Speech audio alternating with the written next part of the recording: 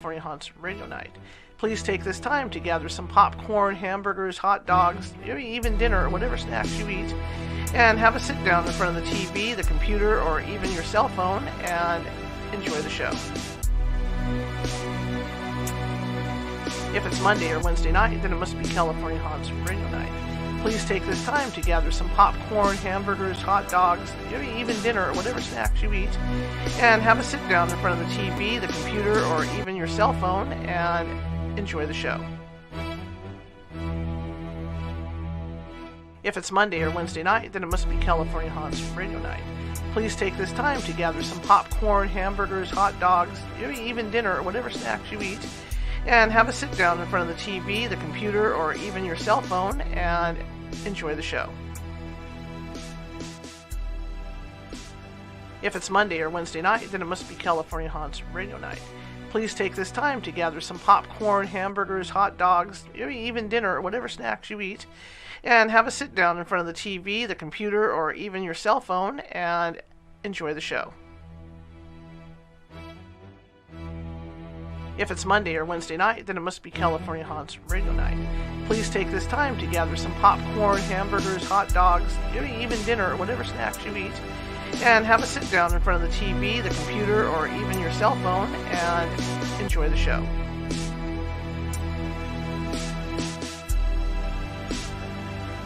If it's Monday or Wednesday night, then it must be California Haunts Radio Night.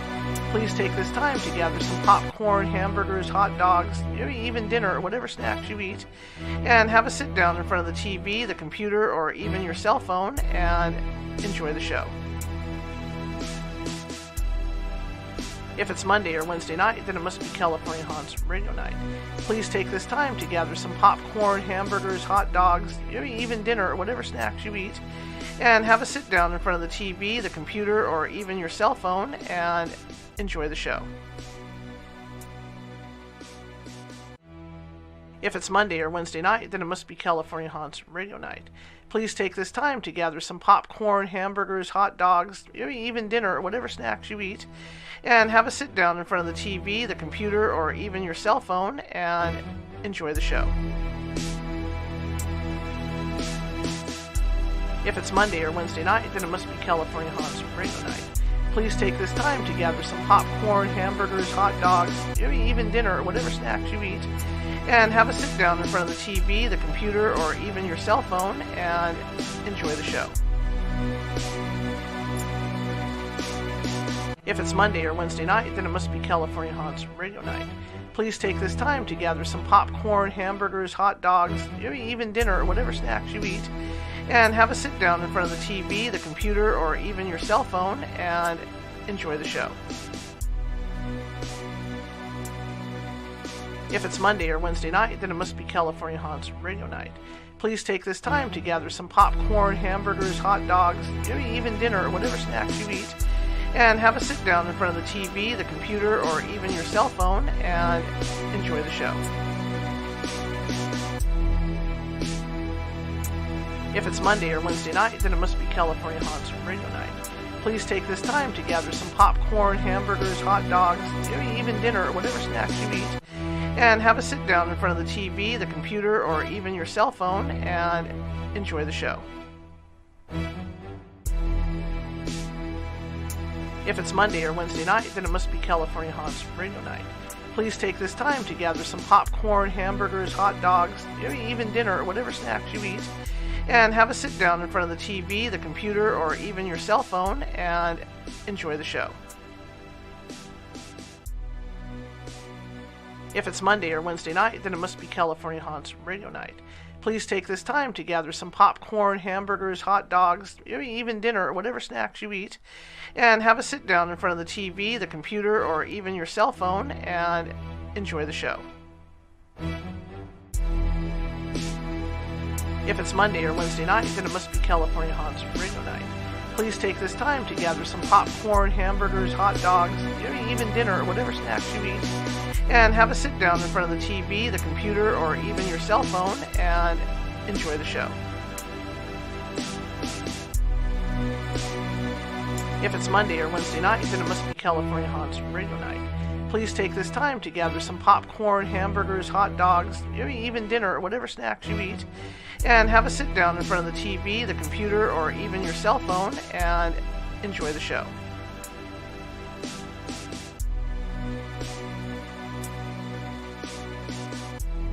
If it's Monday or Wednesday night, then it must be California Haunts Radio Night.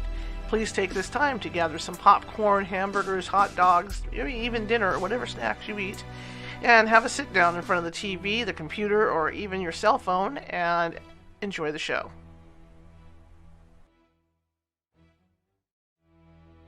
If it's Monday or Wednesday night, then it must be California Haunts Radio Night. Please take this time to gather some popcorn, hamburgers, hot dogs, maybe even dinner or whatever snacks you eat, and have a sit down in front of the TV, the computer, or even your cell phone and enjoy the show.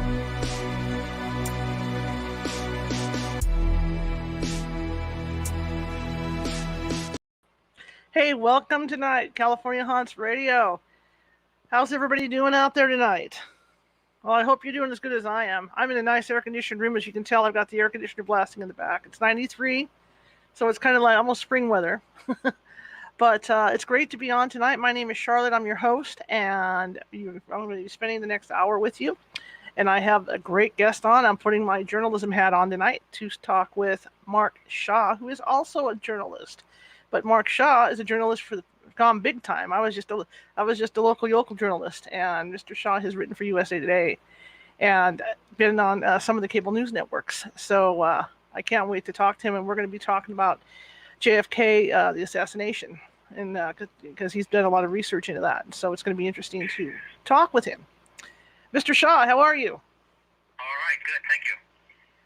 I'm so excited to have you on, sir. Well, thank you. That's nice of you to say that. Look forward to talking to you. Terrific. Tell everybody a little bit about yourself. Well, I'll hide all the bad things. I'm, I don't know where to start exactly. I'm a former criminal defense lawyer, and then I covered a lot of the major trials of the last part of the 20th century, and the first part, Mike Tyson and O.J. and Kobe Bryant, some of those.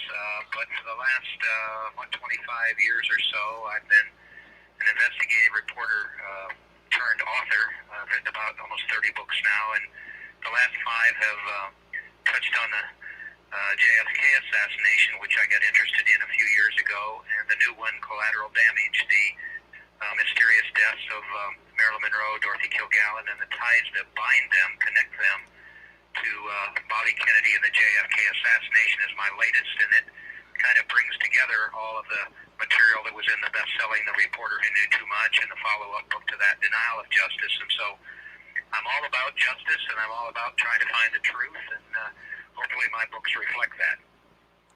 Well, I did read the Reporter Who Knew Too Much, and I was just absolutely fascinated by it. And I heard you on the other guy's show, right? And so I was really intrigued by what you had to say, because I know there's a big link to Marilyn Monroe and all this as well, right? Yes. In fact, I wasn't going to write this new book, Charlotte. I felt like that I'd done my duty as a lawyer and a journalist and an author to write the 4 books, 3 or 4 books touching on the JFK assassination. I thought I'd given a pretty plausible idea of what happened back then, and especially about the life and times of this remarkable journalist, Dorothy Kllgallen, who we should talk about because she was such an inspirational woman, a reporter of integrity who was the most credible reporter to have covered the JFK assassination, interviewed Jack Ruby and all of that. So I basically was going to quit, but so many of my supporters and readers around the world, I mean, there's almost 2.5 million views of my presentations and interviews up on YouTube, including on the new one, Collateral Damage, and they kept asking me one question, and that was whether the death of Marilyn Monroe was connected to the death of Dorothy Kllgallen. And they got that idea because most people don't know that Marilyn Monroe died in August of 1962. JFK died, of course, in November of 63, and then Dorothy Kllgallen died in November of 1965. And in the new book, I've proven that each one of them was murdered basically because they got too close to the truth, especially the 2 women, and of JFK, of course, because of the enemies that his brother had made before he died. Yeah, very interesting. Very interesting. And how did you come across Dorothy Kllgallen stuff? Well, sometimes you feel like you might be getting a nudge from the hereafter. I certainly do. I believe in those kind of things. And, I had written a book called The Poison Patriarch about the Kennedys and the fixing of the 1960 election when they believed they were going to lose to Richard Nixon. JFK was. And so Joe Kennedy called in favors from some of his mafia friends and told them, you help us win the election, we'll leave you alone when the election is over in the White House. But he double-crossed them by having JFK appoint Bobby Kennedy Attorney General. And predictably, Bobby Kennedy went after those mobsters, especially one of them, Carlos Marcello, in New Orleans, who I have proved in my books was the man who orchestrated JFK's death to render Bobby Kennedy powerless. And so along the way, I kept hearing this name, Dorothy Kllgallen, but I didn't know anything about her. Many of your listeners may remember Dorothy chiefly because she was really a star panelist on a show called What's My Line. It was a quiz show on CBS that ran for 15 years, and Dorothy was one of the prominent panelists and kind of the star of the show. But more than that, I learned that she was an incredible journalist of integrity. She had a column called Voice of Broadway in the New York Journal American at that time. It was syndicated to 200 newspapers across the country. She also had a radio show with her husband, listened to by 1 million people in New York every day. But more than that, she covered many of the high-profile trials of the 20th century, the Dr. Sam Shepard case, which became The Fugitive, the movie, and the Lindbergh baby kidnapping case. And then, of course, she was at the Jack Ruby trial in Dallas in 1964 and was the only reporter to have interviewed Jack Ruby. So after I learned about her, I really looked at her investigation of the JFK assassination and learned about all these columns she had written, challenging and basically calling ludicrous the Oswald alone file and all of that. And, really felt like that she was the answer that we needed to know exactly what happened back there. And so I was very privileged to I guess in many ways I would say, be contacted by Dorothy to tell her story, because she was found dead in November of 1965 under mysterious circumstances. They said she died of an overdose of barbiturates, but I've proven that she was murdered because actually she was the reporter who knew too much, as you read, because she was going to expose those who were involved in the JFK assassination in a book she was writing for Random House, and they just couldn't let her do that. When she started her research, how did she go about doing that? I mean, did she talk to? The New York Post called her the most powerful female voice in America. She's such an inspiration, Charlotte, because she was a college dropout, and then she started with the New York Journal American, where her father was a journalist there and a well-known journalist. She overcame an awful lot of gender discrimination at that time. I mean, women at that time were supposed to be not only in the back seat of a car, but in the car behind, and so she overcame all that. And then she just worked her way up, and she she was a wonderful wordsmith. People can read a lot of her columns and look at photographs and videotaped interviews with her and everything on the DorothyKllgallenStory.org, the DorothyKllgallenStory.org, which I created so people could know more about her. But based on that, high place in the journalism industry, she had the best sources.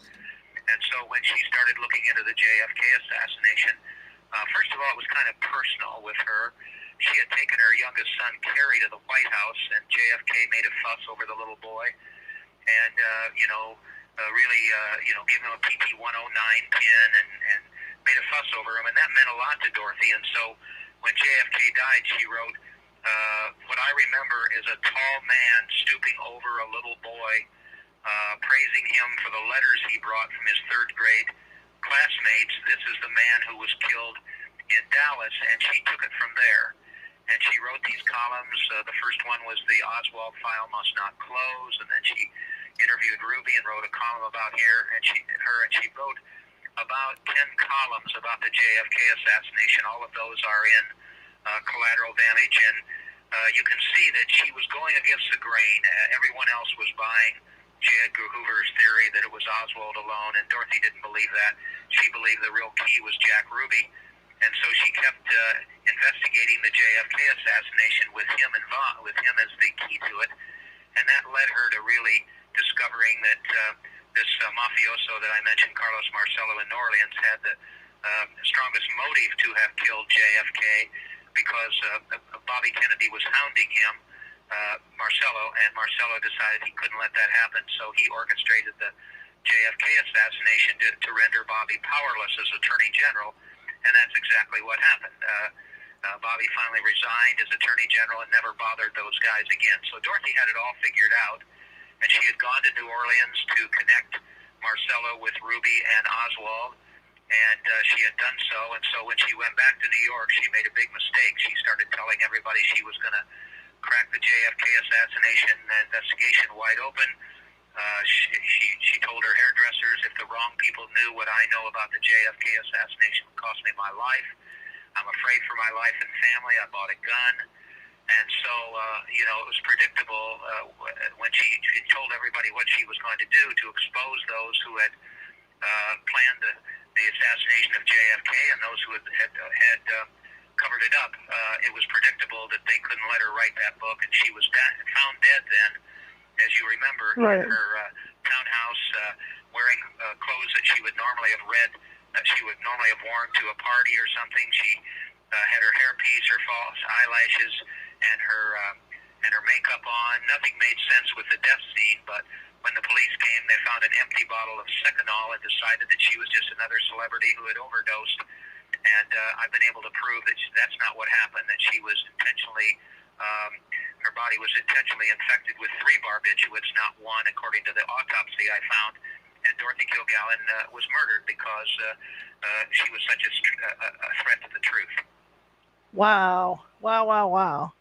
And did she was she able to? I'm sorry. Did she have any contact with Marilyn Monroe at all, or was that a separate thing? Yeah. Well, what was amazing to me, Charlotte, was that once I'd written the books and reporter knew too much and all of that, I was going to quit. But as I said, there were so many people who wanted to know if there was a connection between Marilyn and Dorothy, and so I looked into that. And right away, I'd always been kind of suspicious that Marilyn Monroe supposedly on August 4th, 1962, committed suicide. It just never made a lot of sense to me, but I went into this with an independent viewpoint. But the first column that I found, first of all, I found that Dorothy and Marilyn were very good friends, and there's a photograph in Collateral Damage that shows them side by side and smiling and enjoying each other's company. And then I found a column that Dorothy had written about Marilyn just before Marilyn died that basically said she was in great spirits, she was on the upswing, she was going to parties in Hollywood and getting a lot of attention, and then she said, and also she's doing well in the romantic area. Basically, she's involved with somebody whose name is bigger, a gentleman whose name is bigger than Joe DiMaggio. And if you may remember, Marilyn was at one point married to the baseball right. Hall of Famer Joe DiMaggio. So I read all that she was involved with this man bigger than Joe DiMaggio, and it made me wonder. It doesn't sound like this woman would have been suicidal in 1962, and so that then led me on a journey that I permit the reader to go with me on. I basically resolved 3 true crime murder mysteries in this book. It's the first time that's ever been done. It's the first time anybody's ever connected the 3 deaths. And what I try to do is to lay out the evidence like a prosecutor would, so people can kind of follow my research journey. And what they will learn is that once I figured out that there was something wrong with the suicide verdict in Marilyn's death, I immediately went to the autopsies that had been performed. Autopsy had been performed on Marilyn's body, and saw right away that on the morning after she died, the death was listed as an accidental overdose, and 5 hours later it was listed as a suicide. And that, as you know, the former criminal defense lawyer and all of that, investigative reporter, it made me wonder what the hell was going on. And so I began my research journey really focused on exactly what happened to Marilyn when she died. And plus, didn't it take hours before they called the authorities? Well, with Marilyn not so much. That was Okay. Dorothy's case. When the police came, they waited several hours. With Marilyn, the whole thing was a mess. The call was put into the police on the evening of August 4th by her physician who came to the house. The death scene had been compromised. Everything had been moved around, all of that kind of thing. Witnesses had traipsed in and out, and there were no statements taken or anything else like that. And so the death scene was just completely compromised, and any homicide detective will tell you that, that just destroyed any possibility of understanding better what had happened to Marilyn. But Dorothy Kllgallen then wrote a column that really questioned a lot of the things that were made public about Marilyn's death. One, why was the light on in her bedroom? She always slept in the dark. Why was Marilyn found in the nude? She never slept in the nude. Why, if she supposedly ingested 40 to 50 pills, barbiturates, why wasn't there a glass present in the bedroom where she would have had to use that for water to take the pills? Many questions that Dorothy had. And so, I basically was able to go ahead and use her guidelines to see what I could find. And that led me to wonder if Marilyn did not commit suicide and she was harmed, then who would have been in a position to have harmed her? And that led me to really looking into the kinds of relationships with men that Marilyn had just before she died. Now, everybody believes that she was really into a relationship with JFK, but she also was in a relationship with Robert, right? Yeah, and that was kind of a surprise for me, and it's been a surprise for the people who've read the new book, Collateral Damage. We all knew about the fact that Marilyn had an affair with JFK. If you recall, on his 45th birthday, Marilyn, in this see-through sequins dress, sang Happy Birthday to JFK at Madison Square Garden. And you can watch videos of that on YouTube and all of that. So after that, the two of them had an affair. There is a photograph, the only one ever taken, of actually Bobby, JFK, and Marilyn just after that Happy Birthday was sung. And so right away I thought, well, a name bigger than Joe DiMaggio, well, that's got to be somebody pretty prominent.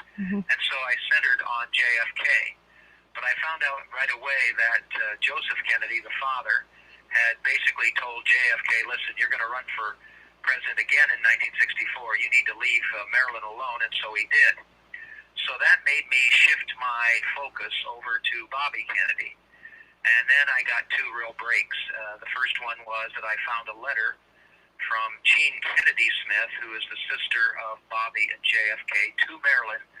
I'll paraphrase a bit, but basically it's in the book, and it said, I understand you and Marilyn are the new item, exclamation mark. When Bobby comes back east, we all think you should come with him. So that gave me a real feeling that there was a relationship between Marilyn and Bobby Kennedy before she died in 1962. And then I found a CIA document that when I found it, it was one of those aha moments that you get, because it basically, and I have it in the book as well, everything in the book is based on primary source witnesses or documents. I don't provide my own opinions. I let readers make up their own mind, and I don't speculate. So this CIA document, basically the first sentence in the first paragraph read, Robert F. Kennedy is having a torrid love affair with Marilyn Monroe, and it is a sexual affair, and to the extent that Bobby Kennedy has told Marilyn that he is going to divorce Ethel Kennedy and marry Marilyn. And then it says, but after a while, Marilyn figured out that that was not going to happen, and was very, very upset because John Kennedy had basically dumped her, and now Bobby Kennedy was going to do the same thing. And she was just very distressed. This woman who was looking for love her whole life had gotten involved in the evil nest of the Kennedys. And then I was able to try to see if Bobby Kennedy could have been involved in her death. And the first obstacle was the fact that he had an alibi. He had been in San Francisco, he said. And so I looked into that, and I was able to completely destroy that alibi, because not only did the chief of police in Los Angeles note that Bobby was in Los Angeles on the day Marilyn died. There was a police officer with the Beverly Hills Police Department who stopped a car around midnight after Marilyn died, and right in the car there was Bobby with Peter Lawford, the brother-in-law. And so we had that, particular account. And then the real ceiling of Bobby being in L.A. came through a 20th Century Fox studio ledger that I found. I'll just read it to you. Before 11 a.m. on August 4, 1962, a helicopter landed at the 20th Century Fox studio helipad near Stage 14. Studio publicist Frank Neal, working that Saturday morning, said he saw Bobby Kennedy jump out of a helicopter and rush to a dark gray limousine waiting nearby. Neal said he got a glimpse of movie star Peter Lawford, brother-in-law to the Kennedys, sitting inside. And so, knowing that Bobby actually had lied about him being in L.A., I was able to find a witness who said that Bobby and Peter Lawford went to Marilyn's home to try to talk to her and to try to calm her down. And the reason they did is because the CIA document, the second part of it, again, was just a bombshell, not only talking about the sexual relationship between RFK and Marilyn, but it also talked about the fact that Marilyn was threatening to go to the media about her treatment by the Kennedys, saying that she had been treated like a piece of meat and passed around and all that kind of thing. And as people will read, that document says that she said she was going to go to the media, threatened to go to the media with the tell all about the Kennedy love affairs. But more than that, what really sealed her fate, in my opinion, is the next sentence, which said that basically she was also going to go to the media and tell them that both Kennedys had given her matters of national security, to the effect that one of them was that JFK was planning the assassination of Fidel Castro. So you can imagine, Charlotte, with that threat hanging over the Kennedys' heads, they could not let her go to the media. Would destroy their lives, obviously, both JFK and RFK. And so in the book, I give a plausible means by which I think Bobby Kennedy hired some operatives, and those operatives then went to Marilyn's home and poisoned her with barbiturates until she was dead. And then, because the sheriff wasn't called right away, correct? Or the authorities weren't called right away because Peter Lawford was called, correct? Well, when the psychiatrist, Marilyn's psychiatrist, and her doctor arrived at the home, okay, there was some time there, and Dorothy Kllgallen even questioned this in that one column that I mentioned. Why was there some time lapse between when they got there and when they called the police? And that was one of the questions she had. What were they doing? And the whole thing with regard to both of those men was that there's no way to really know exactly how they may have been involved in Marilyn's death. But the moment that they knew she was dead, both of them would have tried to protect themselves, because the psychiatrist would have wondered, if he could have been a suspect based on his relationship with Marilyn, and the doctor as well, because they found those barbiturates, Nembutal and chlorohydrate, in her blood system, and so he could be suspected of giving her too many drugs or whatever. Mm-hmm. And so both of them were, I hope you don't mind my using the expression, covering their ass, because and waiting to talk to call the police, because they had to come up with a story that would exonerate them from any suspicion of being involved in Marilyn's death. And like you say, I mean, Marilyn was, the story is from Dorothy too, is that Marilyn was not as despondent as we were led to believe, at that point in her career. I mean, she had a lot to look forward to. Well, yes, and what happens there is, unfortunately, it happened with Dorothy too. The rumors get around, for instance, with Dorothy, that she had a drug problem and she drank too much and all of that. Just absolutely false. Mm-hmm. But, that's kind of the rumors that go around sometimes like that. With Marilyn, for instance, the masseuse she had said that she was in the best physical shape she'd been in years. She was very much hoping. She was getting an offer from Broadway to do a musical, which is something she always wanted to do. She was involved in starting going back and continuing a movie for 20th Century Fox. She just purchased the first home in her life.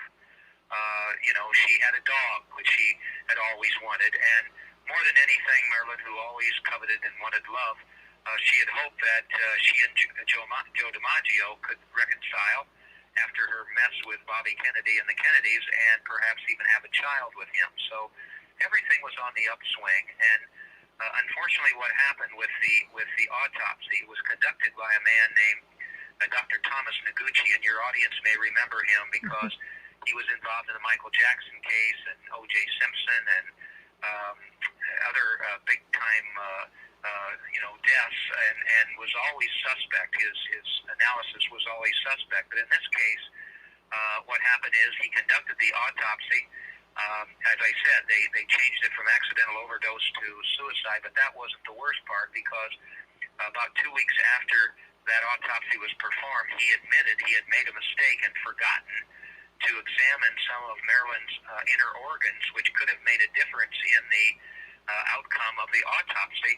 And he even admitted that, hey, after I figured out that I needed to look at those organs, I went to try to find them, and they had been destroyed.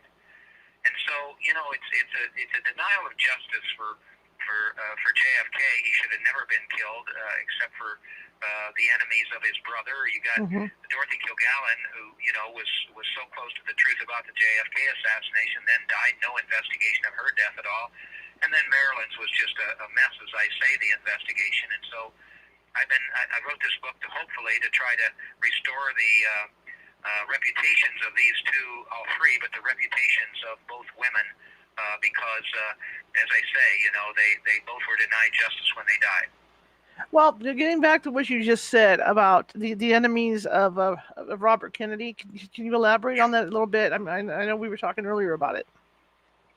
Well, yes, and I when I wrote my book, The Poison Patriarch, and then you read in the report into too much. Right. I look at the JFK assassination differently than anybody has. I look at why Bobby Kennedy wasn't killed instead of why Jack Kennedy was.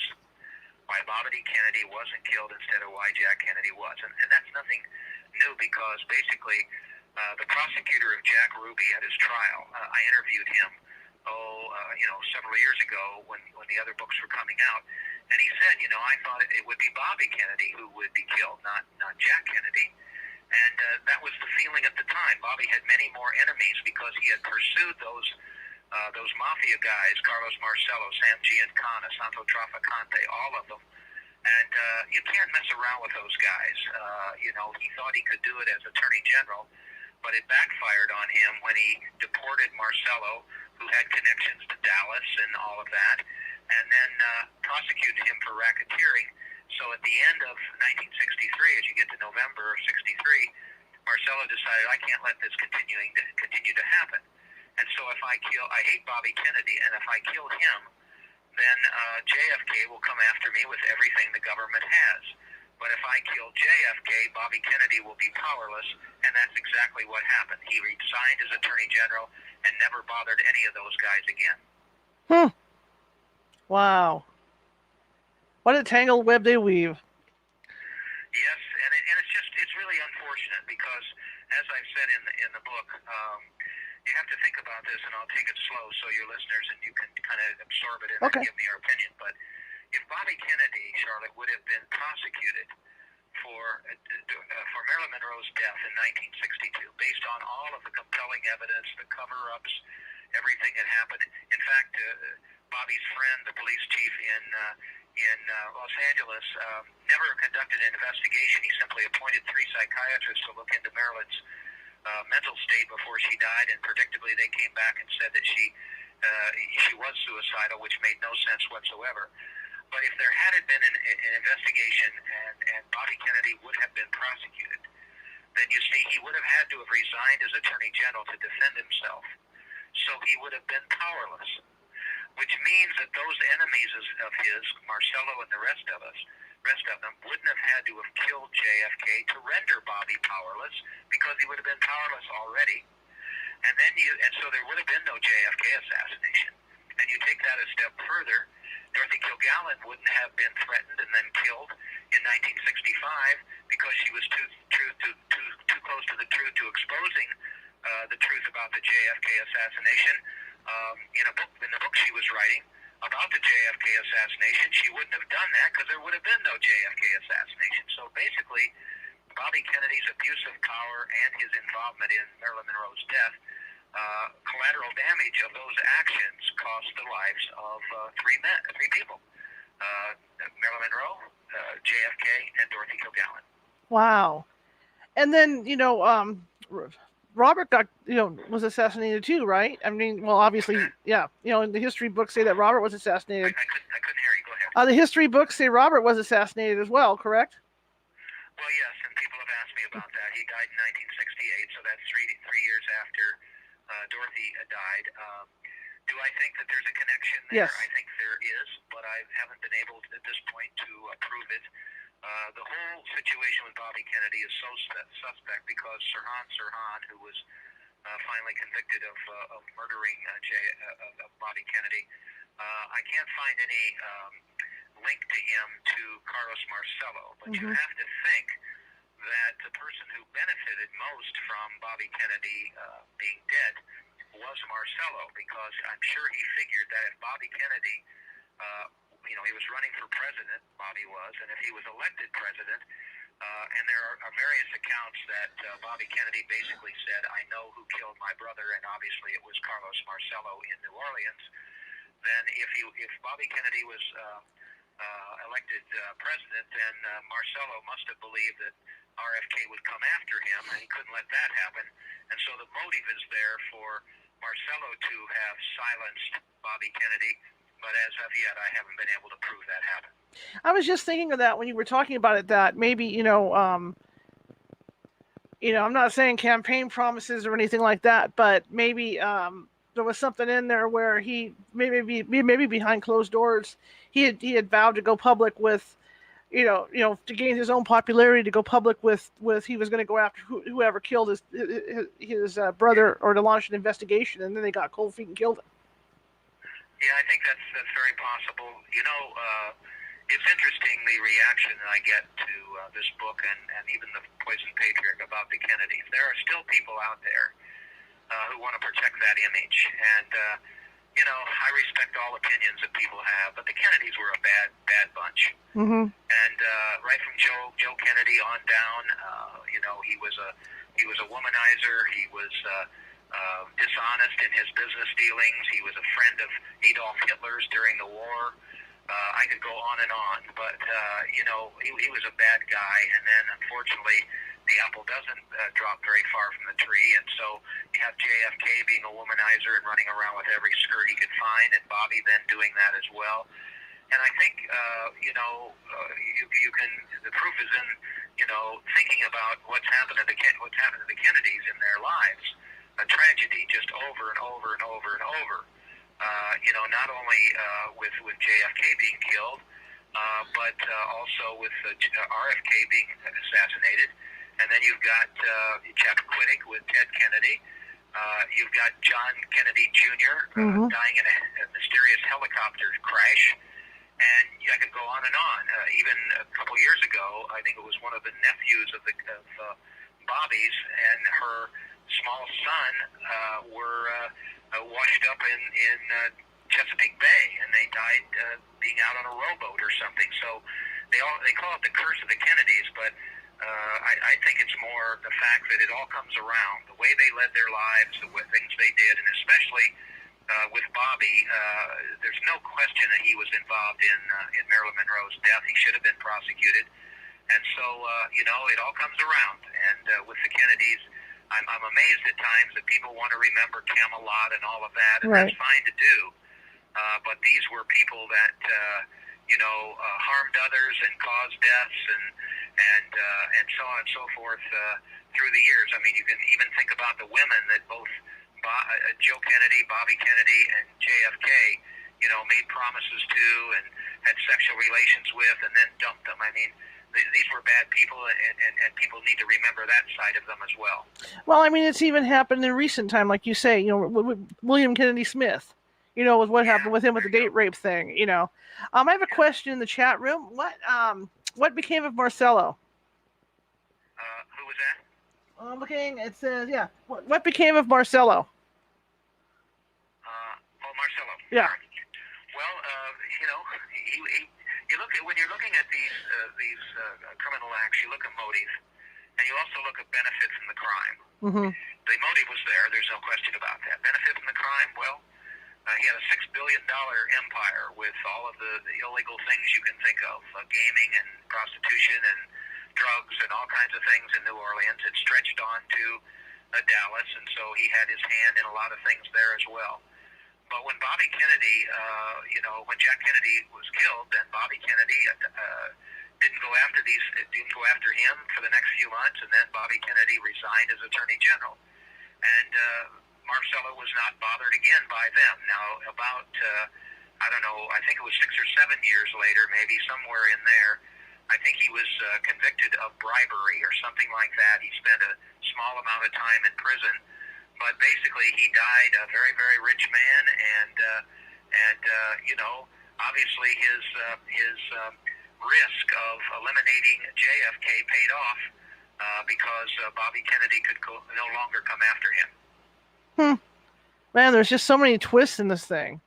I don't think people realize it. Like you say, and I know, doing research on the Kennedys over the years, they weren't angels. You're right. I mean, the whole, started out with the bootlegging and all that.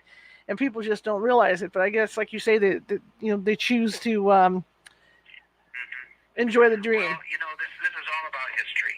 I'm a historian. I'm very pleased to tell people that I've honored my university. Purdue University is going to archive all of my books, research books, notes, everything about me from day one. And so all of this information, including the Ruby trial transcripts and everything else, will be up on the Purdue archival website in the fall. But it's all about history, and what really disturbs me is there's so much distortion of history out there. Nowhere worse, I might add, and I will warn your listeners, than at the Sixth Floor Museum at Daley Plaza in Dallas. It's basically a shrine to Lee Harvey Oswald, and they won't permit any books to the contrary. The exhibits they have are more than 10 years old. They don't tell anything about the truth with regard to really happened with the plot to kill the president. The Ruby trial transcripts, which show that, Jack Ruby was stalking Oswald before he shot him and how he got in the basement, all of that. None of that is presented, and all of when I was there about 2 years ago, I wanted to just scream, because here were all these students and teachers going through that museum, and distortions of history at the exhibits and everything else were there. And then there's these books that come out, and none of these authors do their homework. They weren't at the Jack Ruby trial. Dorothy Kllgallen was, and that's why I believe my books are credible, because I lean on her and her research. But they don't. In fact, what they do is they ignore what she did. There's just a new one that's just come out that's just ridiculous.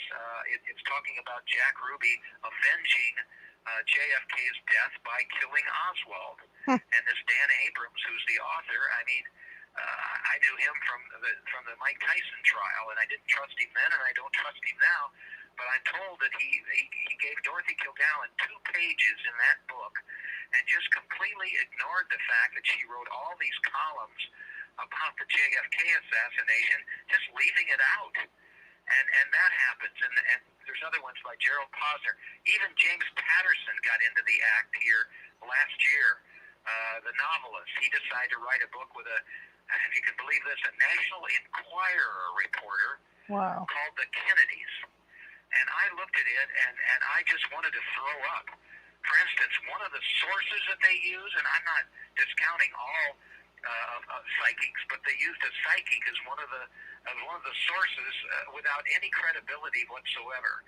And it's the first time I've ever written a long review on Amazon criticizing another author's book. But if you go on that on the website for the Kennedys, you'll see that I let them have it, because it's just so much of a distortion of history, and that's what I try to rectify it with my books. Try to provide people with credible research, and then let them make up their own mind what happened. But it's just unfortunate. That sixth-floor museum at Daley Plaza ought to be burned down, for God's sakes. That's terrible. You got to give Dorothy Kllgallen credit, because I know from personal stuff on my crime beat that it's really hard to get any information out of any government or anything if they want to cover it up. Well, it is, and I respect you, Charlotte, because you're a woman of the truth, and you do everything you can to present guests like me and others, that are credible and have done their homework and done their research and all that other kind of thing. And that was some of the credibility of Dorothy Kllgallen. She had a column called Voice of Broadway, and some of it was about Broadway, and there may have been some gossip in there, but also she covered the major trials at the time, and politics and all kinds of different things. She had that credibility.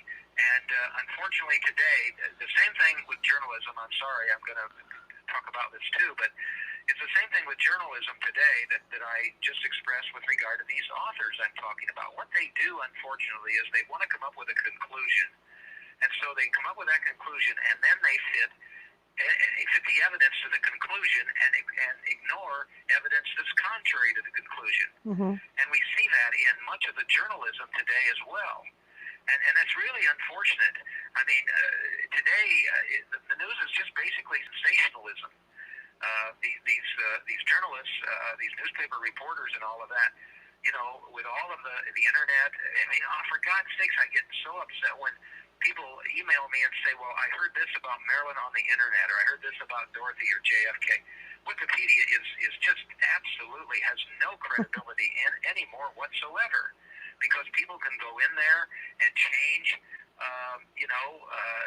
documents and change, accounts of things and stuff like that. I've experienced that with myself, with the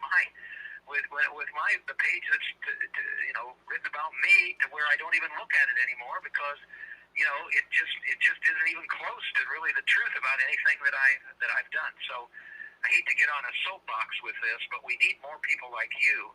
And I believe me, who are dedicated to the truth and want to give, especially young people, the kind of information that they can rely on, and that's what we don't have much of today. Well, you know what? It's a lot of work, but there's nothing like going down, into archival files, into the courthouse, and really digging through stuff to find out the truth of what happened. Well, you're right, and unfortunately, I think what occurs is that many of these journalists and authors are lazy. But I'd like to think that's the excuse. But for whatever reason, I just think that they don't give a damn about the truth. They want to make headlines with what they're writing, and that's what this Abrams has done with this book of his. And it's just unfortunate that they don't really care too much about what they're putting out there. It's all about them instead of being all about history, and that's what really concerns me. I do want to say that one of the things that I did, you've heard about all of the evidence and the material that's in the book, connecting the life and times and the deaths of Marilyn, JFK, and Dorothy. But what I did at the end of the book is to humanize each one of them. And I wanted the reader to be able to know what they lost when they died at early ages. Marilyn died at 36, JFK at 46, Dorothy at 52, what they lost and what we lost when they died. And so, for instance, if you take Marilyn Monroe, she was never able to have a child as she wanted to. She was never able to do that Broadway play. She was never able to continue on and make movie after movie. I mean, if you look at her in any movie, she takes up the screen. She's electric when she's on the screen, one of the most beautiful women in the world. She just bought a home for the first time. She owned a home. She just gotten a dog. She had everything going for her, and then she got involved with the Kennedys, and that was the end of her life. So that's what she lost. With JFK, he never got to play with Caroline or John as they grew up. He never got to see that happen. And we don't know what he would have done as president. Hopefully he would have made a great historical contribution as his years of serving as president went on. That didn't happen because he was killed. And with Dorothy, she was a celebrity. Yes, she was, but she was also the mother of 3 children, young children. And so she never got to play with them. She never got to write any of her columns again. She never got to be on What's My Line anymore. So they lost so much when they died. And what did we, and what did we lose? Well, we lost those people, who we would have loved to have seen more of. We would have loved to have learned from them and watched them and all that kind of thing. And that's what I tried to do at the end of the book, is to kind of humanize them and let people know, that these aren't just deaths that they died and move on, that these deaths were just sad, very sad. None of these 3, especially the 2 women, had to die. Oh, you're absolutely right. You're absolutely right. What do you think, for as far as Dorothy's research goes, what was the biggest red herring for you, within that research as far as the assassination? Yeah. Well, I think you had to realize, and again, as I say, this new book by Abrams, I mean, they just discount this. Her being the only reporter out of 400 at that Jack Ruby trial to interview him, and she did it twice in the courtroom. And at the DorothyKllgallenStory.org, you can see confirmation of that from Ruby's co-counsel, and an interview there. And that was the thing that really set me off with looking at her seriously in terms of what she discovered about the JFK assassination, because every other reporter in the world wanted those interviews. And for whatever she learned from him, then she went to New Orleans, and then she was going to write this book and all of that, and she had really figured out exactly what happened. And in the book, people will see that I've confirmed the fact that she was going to connect Carlos Marcello, Jack Ruby, and Lee Harvey Oswald. And so, but it was that interview with Ruby that stuck out in my mind and made me believe that, hey, I've got to research this woman more, and I've got to watch, because maybe she's going to guide me to certain evidence that I would otherwise ignore. And I must tell you, people may think that I'm a little wacky, but I have no compunction to say that I know that Dorothy kind of guided me through an awful lot of the research regarding her life and times of death, the JFK assassination, and I kind of have the feeling that she kind of nudged me to look into Marilyn's death as well.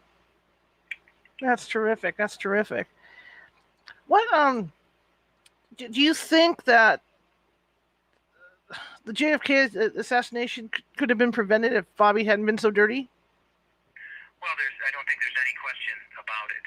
And people have asked me, well, why did it get overlooked at the time? Well, actually, they just covered it up with the LA Police Department and all of that, police chief and all of that. But there's another indication of how seriously the Kennedys took all of this. In the book, I quote another book by Frank Capel, who was a journalist at the time, called The Strange Death of Marilyn Monroe. And it's a short book, about 78 pages, but it laid out all of the facts, just like I do, a prosecutor would,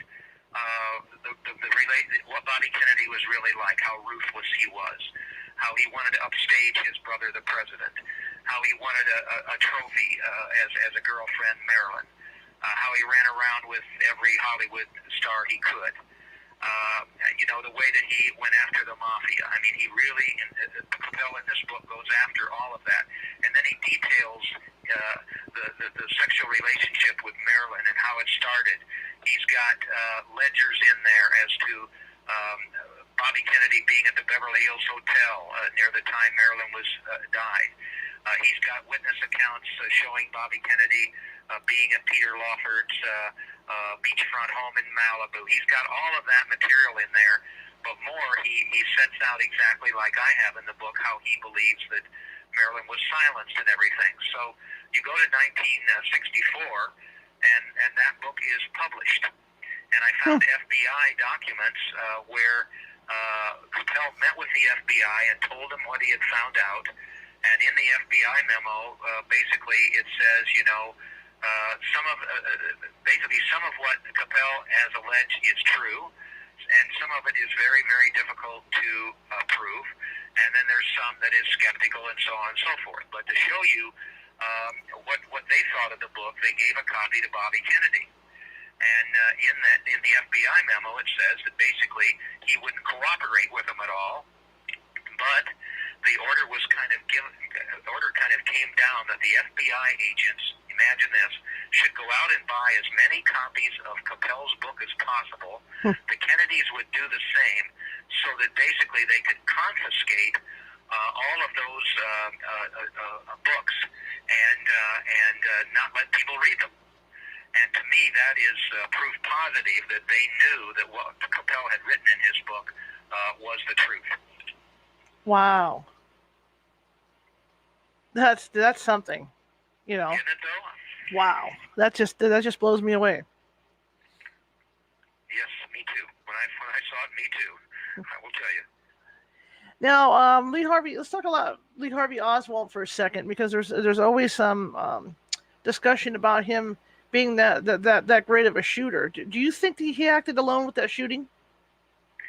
Well, I must tell you, I didn't focus much on Oswald after Dorothy felt the same way. He was a confused character, a very complex character, and there were so many stories about him and whether he was involved or not and all that kind of thing. Right. And then you look at Daley Plaza and where did the shots come from and the caliber of the bullets and the book depository and where was Oswald and so on and so forth that way.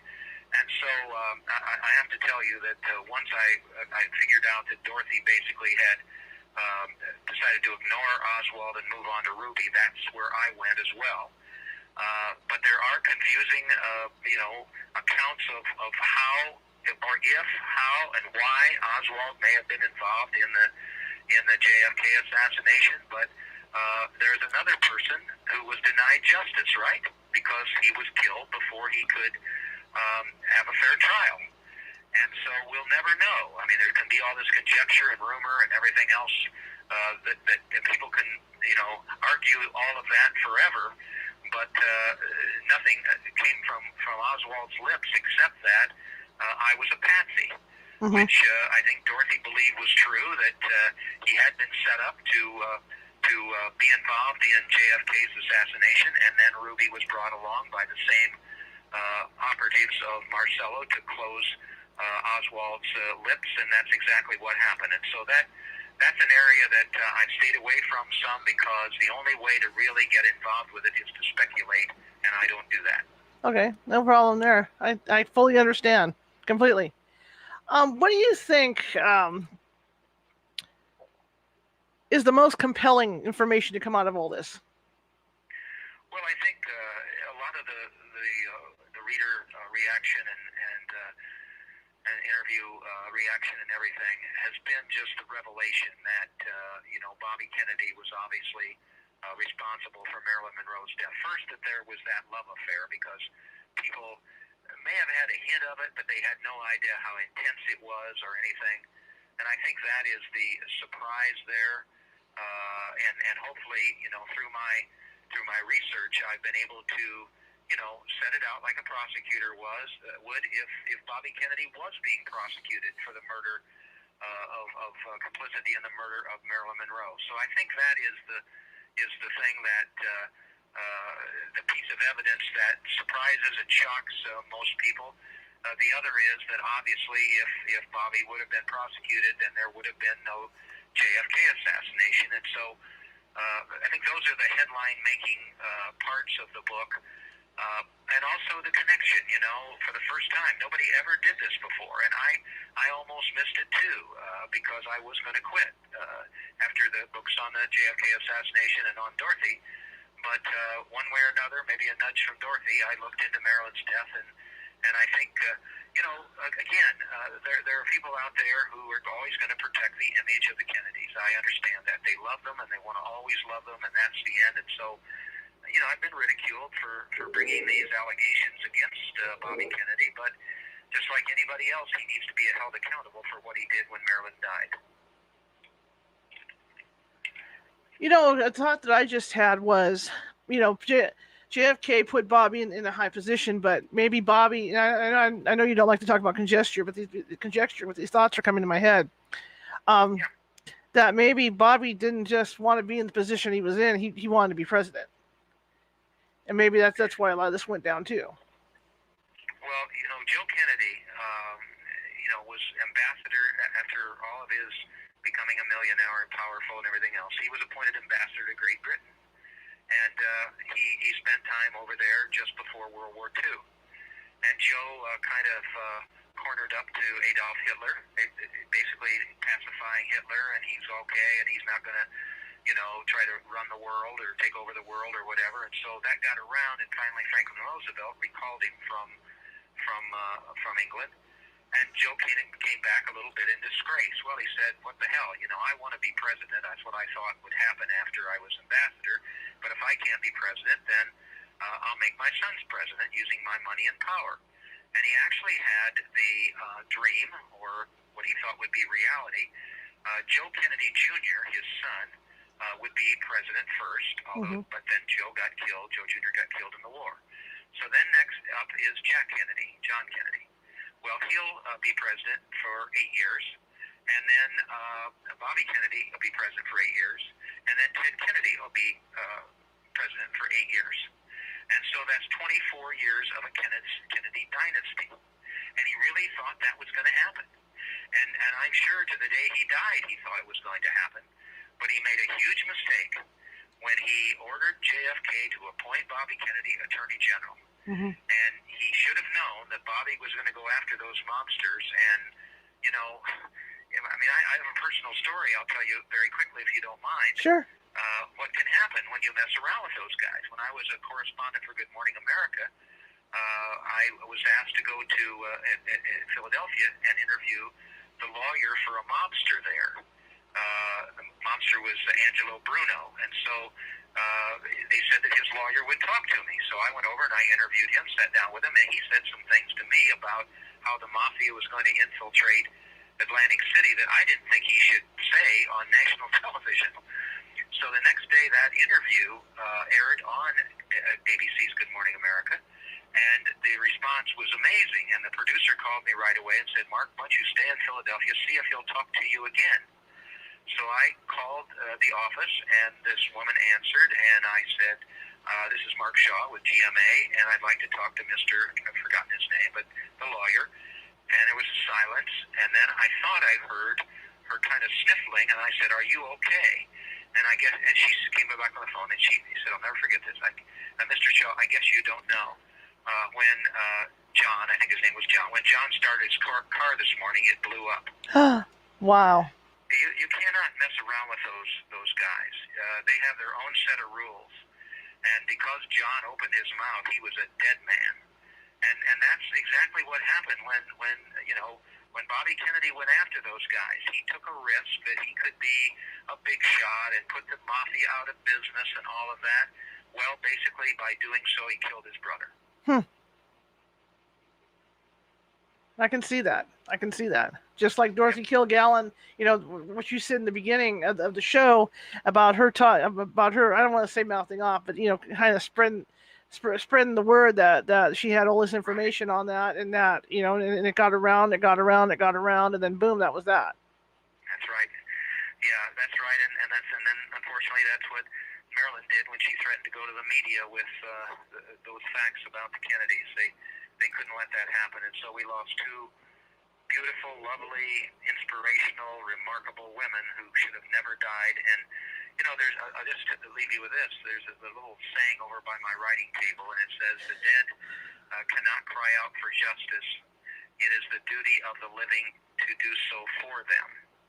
And so I hope I've kind of become Marilyn and Dorothy's voices, and I'm going to keep trying. I've sent a long letter to the L.A.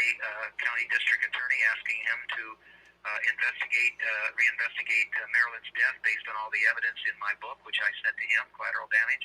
And the New York NYPD Police, NYPD Cold Case Squad, I was contacted by them, and hopefully they're going to look into Dorothy's death. So I'm going to still fight for justice for both of these women because, as I say, they should have never been killed in the 1960s. Absolutely. I thank you so much for coming on. This was absolutely fascinating. Well, thank you. I appreciate it so much. As I say, you're a woman of the truth, and you certainly have my respect. Well, thank you, and I'd love to get you on again if that's a possibility. I'd be happy to. Thanks so much. Sounds good. Thank you, and have a good evening. Okay, well, that was a great show. I thoroughly enjoyed myself talking with this gentleman. Hopefully, he'll come back on at a later time. We did have some audio difficulties. I was trying to, in fact, at one point, when the camera came back on, I was down on the ground trying to figure out where the audio difficulties were coming from, but I couldn't quite pin it down because it comes and goes. So I don't know. So I'll have to figure that one out. It could be my internet setting. This, like I said, I don't have the best internet in the world. Anyway, if you enjoyed this show, share it with others. You can see I even had this because I thought maybe the air conditioning was affecting the mic where the cell phone sits when I was talking to this gentleman. But anyway, if you like this show, share it with others. Okay, share it with 5 people. We want to get the word out. We're pushing to get the word out. So share it with 5 people. Also, if you like the show, donate some cash here. We're not the group. It's the California Haunts Paranormal Investigation Team is nonprofit. And so everything we do is for free to help people and to keep all this running. It's coming out of pocket, and so every little bit helps us, and we really appreciate it as a team. And again, the t-shirts, if you guys want to check out this website at www.californiahauntsradio.com, check it out the day after tomorrow. I'm going to have the t-shirts up so you guys can purchase those. And again, anything we get goes either into equipment for the team to investigate to help people, or it comes back into this so that I can keep things going on the web and all that good stuff. But anyway, I want to thank you guys for coming tonight. And before we leave, I do have links to his website, and I do have links to how you can get his book. And also, our guest on Wednesday is going to be really cool. This gentleman died twice. He died twice at the hospital, and he had 2 separate near-death experiences, and he decided he was so overwhelmed by these experiences he had that he wanted to write a book about it, and it took him 3 years to write the book about it. But he's going to be on with us Wednesday, and he has a really, really cool stories to tell about his NDE. So I want to thank everybody for coming, and I do appreciate you putting up with all the audio stuff. And I'm going to go ahead and show you the link to Mark's website and how to get his book. And I will see you on Wednesday.